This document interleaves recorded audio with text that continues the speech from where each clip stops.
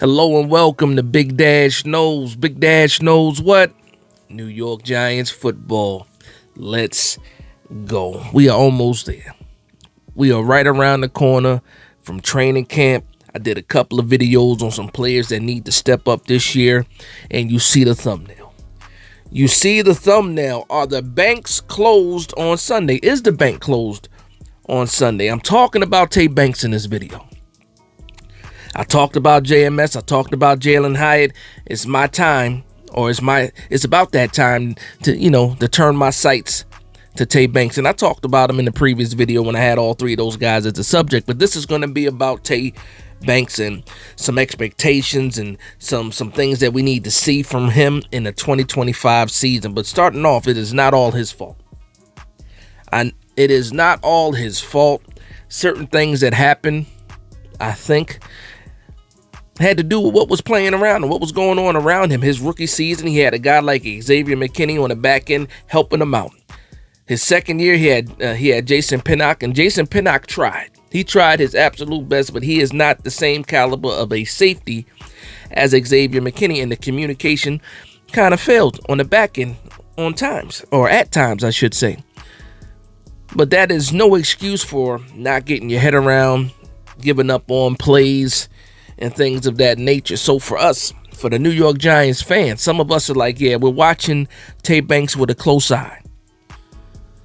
We're seeing how much rope, how much leash we're going to give him before we say, you know what, I had enough. But let's just take a step back. Let's take a step back and really see what happened in that 2024 season. You have a switch at DC. Wink is gone. Shane Bowen comes in, and all of a sudden that back end plays a lot of zone. What is the strength of Tae Banks? It's man coverage. He was a man coverage corner coming out of college. That is his strength. And even when you look at some of the new additions, when you look at Paulson Adebo is what? A man coverage cornerback. He plays man. That is his strong suit. So to me, I'm thinking, and I'm looking at Shane Bowen like, well, this year needs to be a little bit different on the back end. Pause. I need to see some man coverage between these corners, because that's what they do the best, in my opinion. Now, these guys can play zone. Of course they can play zone. But when you talk about strengths and what they rather play and how their skill sets are best suited, it's for man coverage. And that goes for Paulson Adebo and Tae Banks. Now, we know Tae Banks is also in a competition with Cordell Flott right now. They let that be known in OTAs and in minicamp that it is a straight up competition for that CB2 spot. But when we look at skill set, natural ability, and stuff like that, you got to lean towards Tae Banks. The size, the speed, the strength, all that falls into Tae Banks' category. I will say this about Cordell Flott, speaking on Flott just briefly. Cordell Flott has gotten better every year, and he earned his chance or opportunity to compete for that CB2 spot. Now, let's get back to Tae Banks. Are the banks closed on? That's all people want to know at the end of the day. That's all the fans want to know at the end of the day. Are you going to get better? Is the play on the field going to be better? I looked at the offseason. When you look at Tae Banks, cut his hair, changed his style up a little bit. Looks bigger, looks stronger, pause. You're hearing things about from the coaches saying that you can tell that he's asking more questions.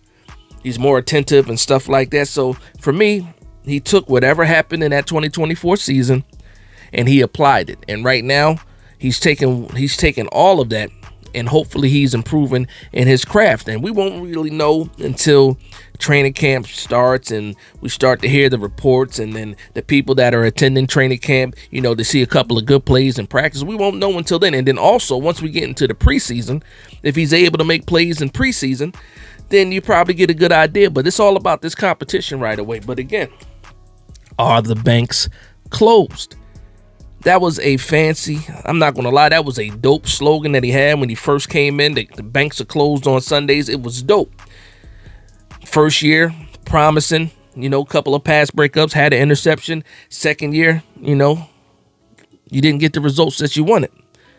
But if he can play up to that part, if he can be the guy to match the slogan of the bank is closed on Sunday, then guess what? That's not gonna do anything but help improve this defense overall. And again, a lot of people think this secondary is the weakest part of this defense. I happen to think it's the run defense, but we did address that. Now, when we look at the secondary, did we address it with Paulson Adebo? I think we did at CB1. Can he have a bounce back season? I think he can. He had an injury last year, but prior to his injury, he already had 4 interceptions in, I believe, 6 games. He can be productive. They picked up Javon Holland. He had a down year. Can he get back to where he was in 2023? Where he's a top 10 safety in the league. And even his grades were high enough in 2023 that he could have been a top 5 type of safety. So can he bounce back? But Tae Banks, a rookie that we drafted, a homegrown talent. We need to groom and develop Tae Banks. We need to give him every opportunity to be the guy that we drafted. And Shane Bowen needs to take that into consideration when he's scheming up this defense. When he's drawing up the game plan for every Sunday or every Thursday or every Monday night, depending on when we're playing. So it's not just a Tae Banks thing, it's also a defensive scheme thing, but I think the pieces are in place for us to have a very, very good defense. And if we have a very, very good defense, hopefully the offense can be complementary. But Tae Banks, man, a lot riding on his shoulders. Again, he has to fight off Cordell Flott. I'm not sure how easy that's going to be. Cordell Flott going into a contract year with a lot to prove, wants to continue with his NFL career. He's going to have a lot to play for. Not only is he going to be playing for a bag, he's also going to be playing for his NFL career, in my opinion.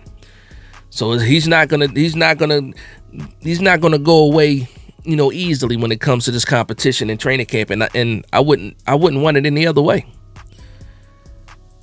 Tae Banks got here. We gave him the CB2 spot, not only because he was a first-round pick, but also because when you look at that cornerback room, he was one of the better talents in the cornerback room. So he got the spot, and he looked pretty good. Second season, a lot of question marks. Jerome Henderson gets fired. He gets benched in a game or two, and you're sitting here like, are we back to square one when it comes to the cornerbacks? Hopefully not.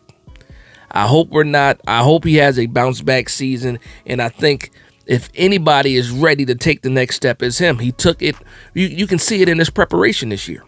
If you get a chance, if you follow him on social media, go check out his Instagram posts. Go check out some of the videos that he posts of him working out in the weight room, out there on the field. It has his individual coaching and all that. The man put in the work this year.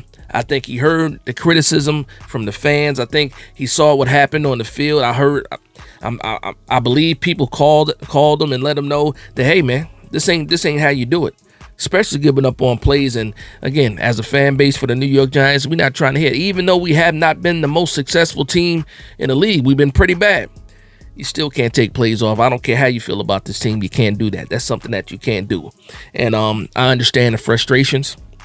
I understand that he's a young player, but at the end of the day, he's a professional, paid professional. You got to go out there and do the work. You got to go out there and show up. So let me know how you guys feel in the comment section down below about Tae Banks.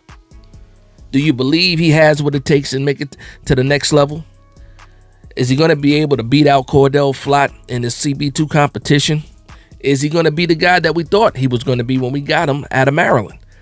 A man coverage cornerback who can lock down some of the best receivers in the league. Hopefully we see that this year. I'm rooting for him personally. I'm rooting for him. I liked him coming out of college. We knew what some of his flaws were coming out of college. We saw that manifest in the NFL. Hopefully he did what he needed to do to help improve himself. And again, off the field, looks like he's taking it seriously. On the field, the way his body looks, the way he's asking questions, it seems like he's maturing as well. I think he's taking steps in the right direction. But let me know how you guys feel, in the comment section down below. But with that being said, I want to thank everybody for vibing with me. Please like, comment, and subscribe. And from one Giants fan to another, this is Big Dash Knows, Big Blue Nation. Let's go.